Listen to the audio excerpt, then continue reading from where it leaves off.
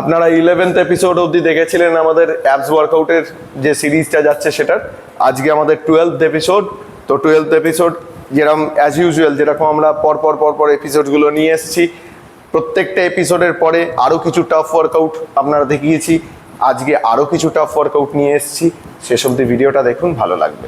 তো আজকের ওয়ার্কআউট হচ্ছে আমাদের রিভার্স প্ল্যাঙ্ক উইথ নি টাক। দেখা যাক কিভাবে করা যায়। তো ফার্স্ট আপনারা রিভার্স প্ল্যাঙ্ক করবেন। আগে রিভার্স প্ল্যাঙ্ক করে দেখা, পুরো বডিটা হবে স্ট্রেট, ওকে, হিলের ওপর থাকবেন। এবার নি টাক করবেন, করো,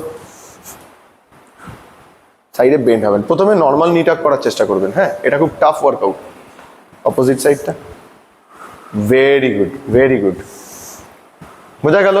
এটা কিন্তু খুব টাফ ওয়ার্কআউট, একটু বুঝে করবেন। খুব ভালো করছে ওয়ার্কআউট, ভেরি গুড। চলো ব্যাস, ছেড়ে দাও। তাহলে নেক্সট যে এক্সারসাইজটা আমরা দেখতে চলেছি তার জন্য লাগবে একটা বেঞ্চ। এটা আপনারা বাড়িতে কোনো বেঞ্চে করতে পারেন, কোনো অসুবিধা নেই। তো আপনারা কি করবেন, বেঞ্চের একদম এন্ডে বসবেন। ওটা একটু বেঞ্চের একদম এন্ড পজিশনটায় বসবেন, ওকে। আপনারা যে বোট টু লো বোট একটু আগে দেখিয়েছিলাম বা নি টাক যেটা দেখিয়েছিলাম সেটাই করবেন বেঞ্চে। একদম এন্ডে কেন বসতে বললাম, কারণ বডিটা থাকবে স্ট্রেট, স্ট্রেট, পাটা তোল, হোল্ড, হোল্ড, হ্যাঁ, বডিটা থাকবে সোজা এখানে। এবার এইখান থেকে করতে হবে। চলো করো, ভেরি গুড, করো, চলো, ভেরি গুড, চলো, বোঝা গেল, ছেড়ে দাও। সুইচ বলের ওপর প্ল্যাঙ্ক কিভাবে করা যায়, এবং সেটা করতে গেলে যথেষ্ট পরিমাণ ব্যালেন্স এবং কোর স্টেবিলিটির প্রয়োজন পড়ে। কোর মাসল যদি আপনাদের স্টেবল না হয়, কোরের যদি স্ট্রেংথ সেই পরিমাণ না থাকে, তাহলে সুইচ বলের ওপর আপনারা প্ল্যাঙ্ক করতে পারবেন না। তো দেখা যাক সুইচ বলের ওপর কিভাবে প্ল্যাঙ্ক করা যায়, ওকে।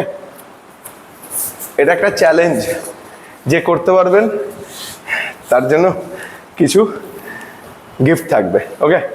চলো চলো, ready, ready, very good, very good, রাখো, রাখো।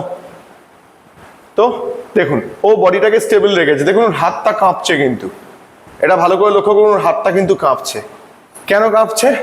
তার কারণ হচ্ছে ও কোর দিয়ে ধরে রাখার চেষ্টা করছে, সেই জন্য ওর হাতটা, এই দেখুন, যত সময় যাচ্ছে তত বেশি কাঁপছে, মানে কোর আস্তে আস্তে উইক হচ্ছে ওর, ওকে।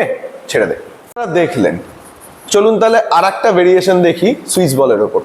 এটা কি হবে, সুইচ বলটা আপনাদের পা দিয়ে হোল্ড করতে হবে। আর রাশিয়ান টুইস্ট তো আপনারা প্রত্যেকে করেইছেন এর আগে। তো রাশিয়ান টুইস্ট করতে হবে। আগে সুইচ বলটাকে পা দিয়ে হোল্ড করা মানে মাটিতে রেখে হোল্ড করা না, এটাকে তুলে হোল্ড করতে হবে।